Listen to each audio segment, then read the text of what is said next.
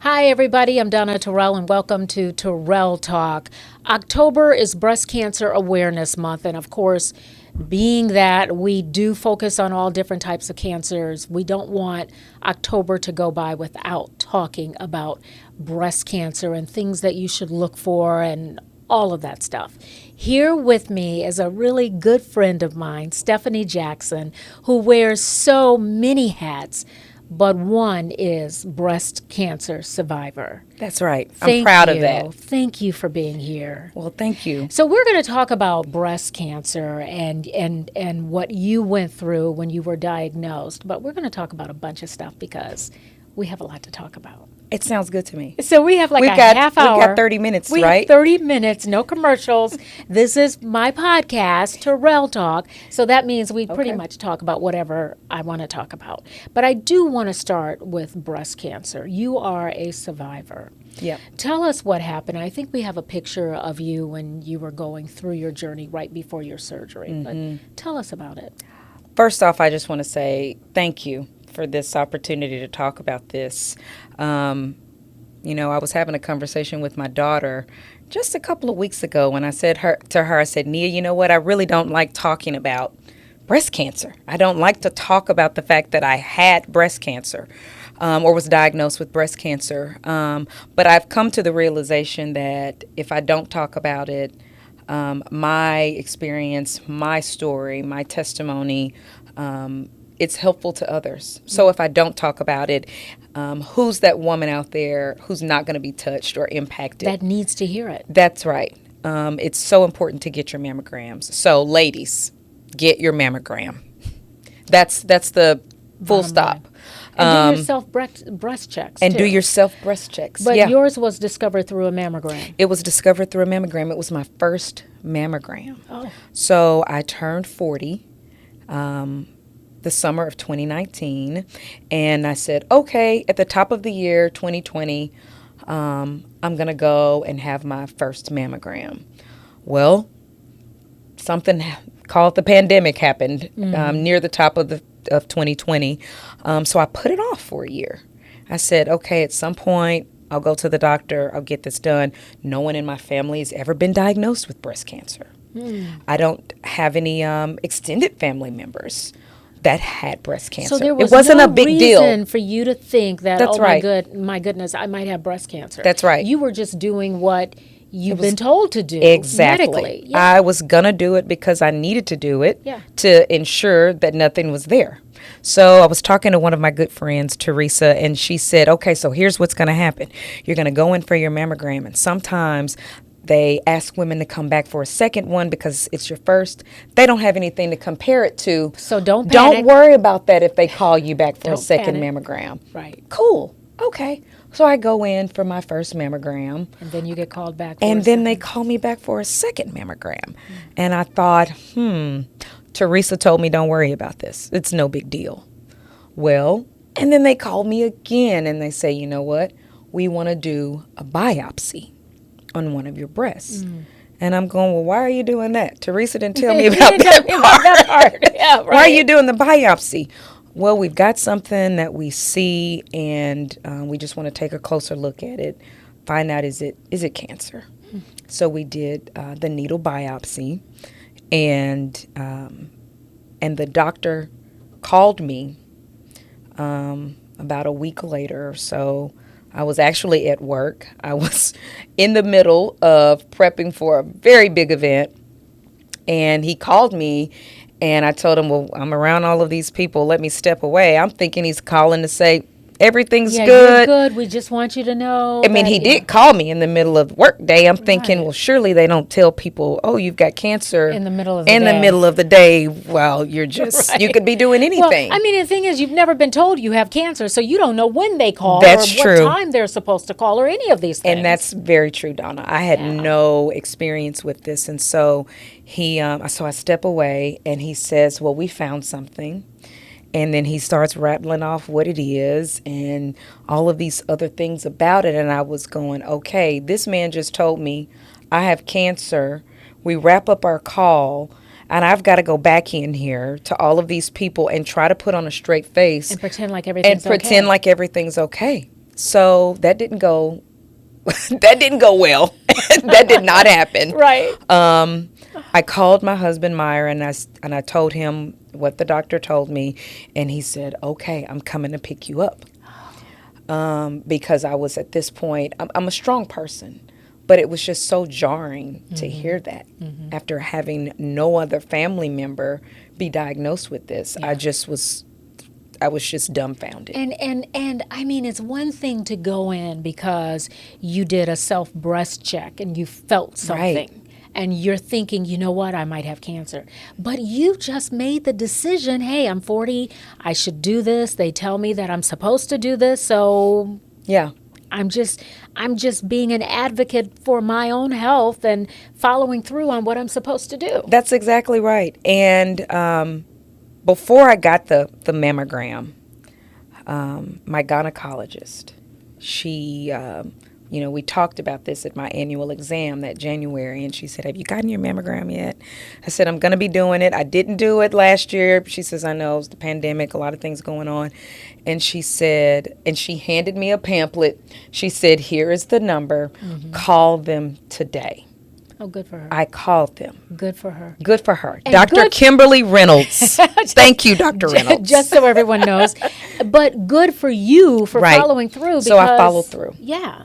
And the doctor, when he told me that I had cancer, he told me I had ductal carcinoma in situ. What is that? So essentially that means you've got a cancer that is in the breast, and thankfully it was not outside of these little duct areas. So is And that, I was really, it was the early stages. so and which is why Which is great. It was good that you went Exactly. in and got the Exactly. mammogram. But what does that mean in terms of stages? So it was stage 0. Okay. But it was nuclear grade 3. And what that means is the cancer aggressive? Nuclear grade 3 is the highest grade. Before it becomes another Before level. before it starts, let me just say this. It's the highest level. And so what that means is it's really aggressive. So if I had waited another year or another 2 years, You and I may not be here having this it conversation. may not be this. Yeah. The outcome may have not been the same. Yeah. Yeah. So Wow. I'm so grateful. What was I really the journey am. like? It was okay once I came to grips with the fact that this is happening. I had a surgery about a month and a half later or so. I went through radiation, about 8 weeks of radiation. After the radiation, they did another set of mammogram, and they saw that there was more cancer. What? Yeah, it was very strange. So it was almost like starting over. So we did another surgery a week before Christmas. And that year, my husband and I, we were hosting Christmas, hosting all of our family and everything. And he said, "Well, do you want to cancel it?" And I'm like, "No, we're going to do this." I'm like, "I'll be fine. It's not going to be any trouble." But that's, for whatever reason, that second surgery just really took me down. It took a lot out of you. It took a lot out of me. Why do you think that was? I don't know. I have no idea. Yeah. I just know that I have such a great family, and they all pitched in and did different things, and everyone still came to the house. I was able to get out of the bed, and I sat around on the couch with everybody, and we took pictures around the couch.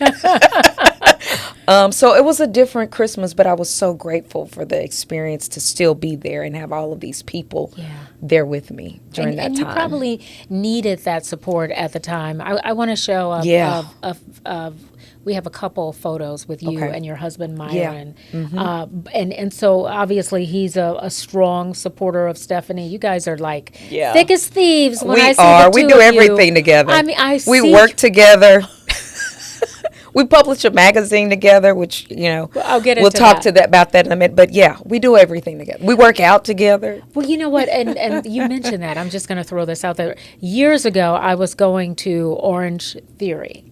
And I remember one time I was in there, and there you and Myron were. Yeah. And Myron, oh my word, he was so. Oh my gosh, he's so competitive. You were into that workout, but I was watching him. I was like, this man is just amazing. He is amazing. Yeah, I mean, yeah. And let me also say, the year of 2021 was such a tough year. We had so many highs and so many lows, because immediately after I had my surgery, about 2.5, 3 weeks later, Myron has a near-death experience.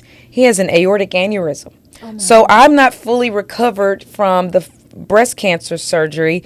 He has this experience. Our daughter graduates undergrad college only 2 weeks after that. I mean, it was such a crazy spring of 21. I can't even imagine. It was insane. So when I talk about highs and lows, I mean, that is the year. It was one of the toughest years of my life. You know what is interesting, because I think when people see you, they don't see all of that. Yeah. They see you as, you and your husband own the design group. They see you two as successful entrepreneurs, very much civic minded, involved in the community, care about your community, all of these things, all of the above. But I think what folks have to realize, especially when they're sitting at home and they're going through their struggles, no matter who you are, That's right. no matter what you own, no matter, it doesn't matter Indeed. when it comes to illness and just different ups and downs in our lives. We all go through it. That's right. We all go through it. There's no discrimination No. when it comes to these health things. And, I certainly didn't ask to get cancer. I was hoping that I did not have it. I put it off because I thought I didn't have it. No problem on my end. But things worked out a different way. And I'm just glad that I have the opportunity to talk about it in a way that will help benefit someone else. And and that's so important, because someone's going to hear your message and say, I've been putting off getting my mammogram. And don't put it off any longer. Just go ahead and do it. Please, Yeah. please. It's that important. Yeah. Because you just never know, when you consider no family history, when you consider pretty much healthy. I mean, I was a healthy person. I didn't have any issues. And then all of a sudden, Boom. wham. Yeah, there it is. Yeah. Okay. So Thanks for sharing that part of your life. Thank you. Especially, it's so important any time of the year, but, October and breast cancer awareness, we give it a really strong push. Well, kudos to you and the team here for taking the time to have the conversations about that, because it is so important. Thank you, Stephanie. Yeah. Thank you. And my team. Yep. Terrell Talk. Today it would be Ryan. He's part of my Hey, team. Ryan. You can't see Ryan, but he's handling the controls. This Yes. magazine, It's my new baby. this Noir magazine. How did this come about? And this, this is the latest issue. Yes. But this magazine has been around now for what, a year? 2 years. 2 years? Oh my gosh. Yeah. Time flies. It does fly. So, what inspired you to actually publish a magazine? And this is a nice, you. guys, this is not some cheap, flimsy Yep. magazine. This is very special. It's near What and dear to inspired me. it? So, in 2021, after my experience and then Myron's experience and Nia, our daughter, graduating from college, starting law school, I said, we are going to live life to the fullest.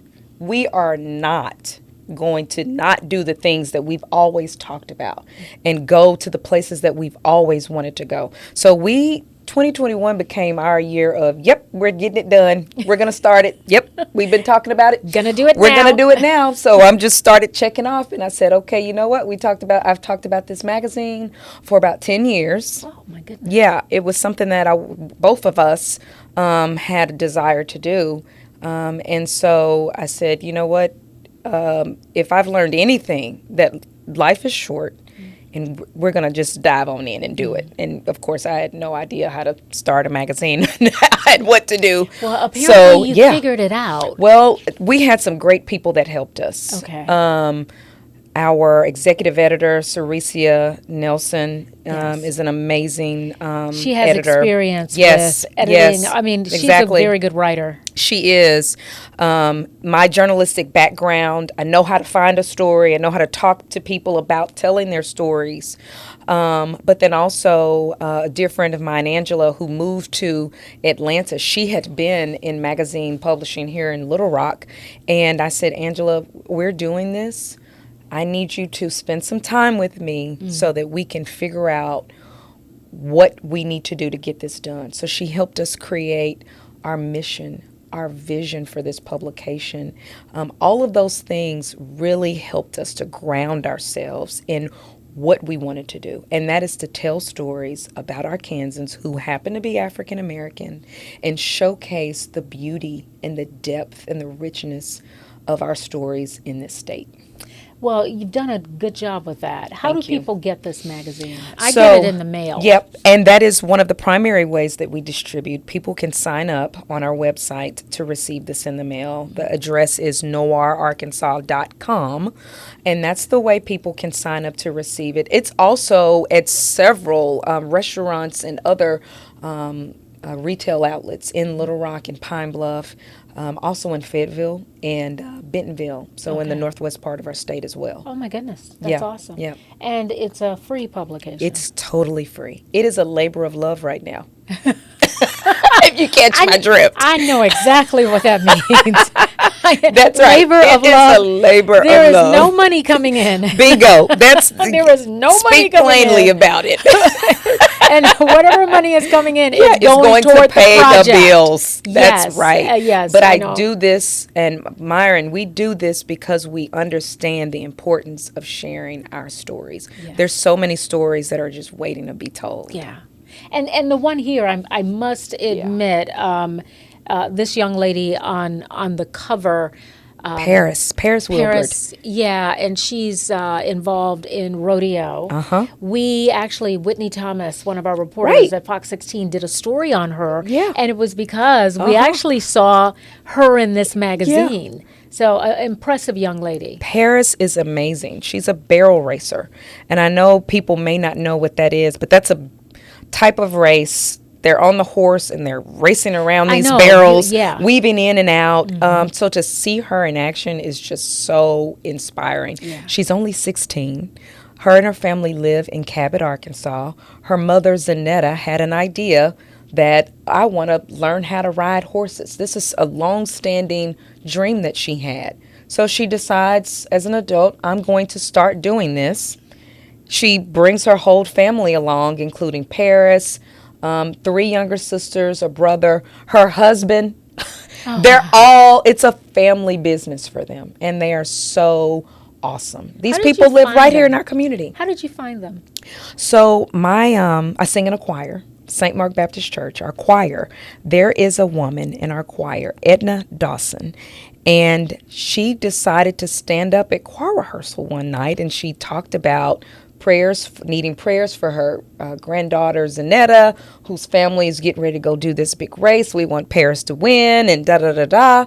So I said, afterwards, at some other time, I said, hey, so what's going on with did they win? How'd they do? What happened? Tell me about it. So we have this conversation, and I said, can I have her number? Can I get Zanetta's number? This is This is a story. I need to have a conversation with her. So this was around 2022, 2023, somewhere in there.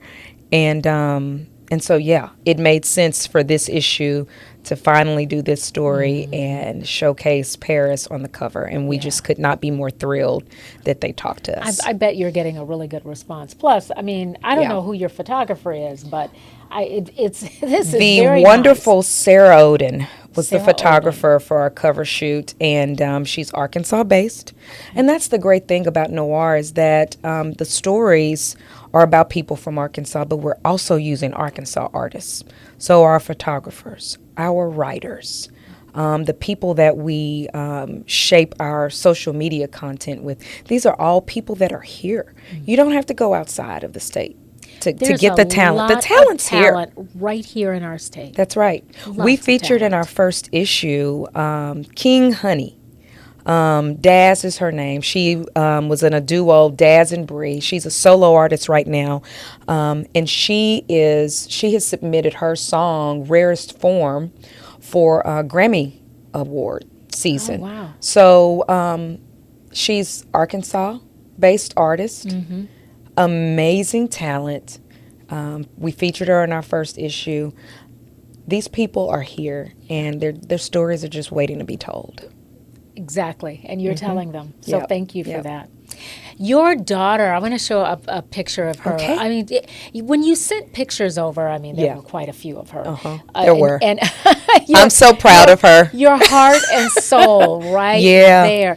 So she has graduated. This is her law school graduation That's what I photo. wanted to say. Yeah, so That's she graduated in 2024 from Howard University School of Law. She went up to school in 2021. So remember, she graduated undergrad May of 21. She goes to law school in August of that year. But at the same time that she's going to law school, we're going back and forth to Washington, D.C. to try to find lodging for her to get ready to go to law school. And I'm trying to fit that in between radiation appointments. So when I say 2021 was a year, highs and lows, it really was, yeah. And we couldn't have done it without our family and our friends. We have a great friend in Maryland. They have a house where Nia was able to stay in the basement for a few weeks before her apartment was ready. I mean, it takes a village, right? It really does. You need help. So I have to give a shout out to all of these people that allowed us to impose upon them. Right. So Nia is now she's a lawyer. She's a lawyer in New York City. What? Yeah. Really? New York City. Why did I not know this? Yeah. So it just happened. That's why. Okay. So she graduated last May 2024. She took some time off. She said, I don't want to do anything law school related right now. I need a minute. She's very self-aware, and I'm glad she was, because she took the bar in February of this year. She passed it. So she's one of those one and done. Apparently that's a big thing in the law school world or law world, one and done. And she took the New York bar. She passed it. She is now an attorney in New York City. Amazing. Yeah. Amazing. She's working in her field. She loves music. She's a very creative person. And so she's able to work at a publishing organization. So you've heard of those ASCAP or BMI. She works, I'm not going to say which one, but so she works in one of those organizations in their legal affairs department. Look at that. So she's got a great job. Can you believe we only have maybe about 3 minutes left? This has been a very quick conversation. I feel like I've still got so much more to say. I feel like I have so much more to ask you. I wanted to talk about fashion. I wanted to talk about the Little Rock chapter of the Links Incorporated. Of which we're members. Of which we're both members of a community service organization that we love. I absolutely love it. That we absolutely love, and we love the members. But I think we've kind of run out of time. Oh my gosh. Any last words you want to share with us? Anything? I want to say I am so grateful. I'm grateful to be alive. And I am grateful that I have the privilege to tell other people's stories who are doing amazing things in our state. I'm just grateful for this time that God has given me. And I'm hoping that I am using it the way he wants me to. I feel like you are. Yeah. I mean, I can't speak for God. Yeah. But I feel I I know feel you like can. you are, Yeah, Stephanie. I yeah, really I'm do. trying. I really am. And and the whole fashion thing, I Yeah. really did want to talk about that because your skin, your hair, everything. Oh, you'll just have to looks have me back so we can talk about it. so we can talk about fashion, yeah, and style and all Yeah, of that. yeah. Well, listen, my friend, thank you so much. Thank you For coming on Thank Terrell you. Talk. I You, really you know you're appreciate it. loved. Yes. You're loved Thank by you. the community. Thank you. All right. And that's going to do it for Terrell Talk. Thanks for watching. We'll be back next week.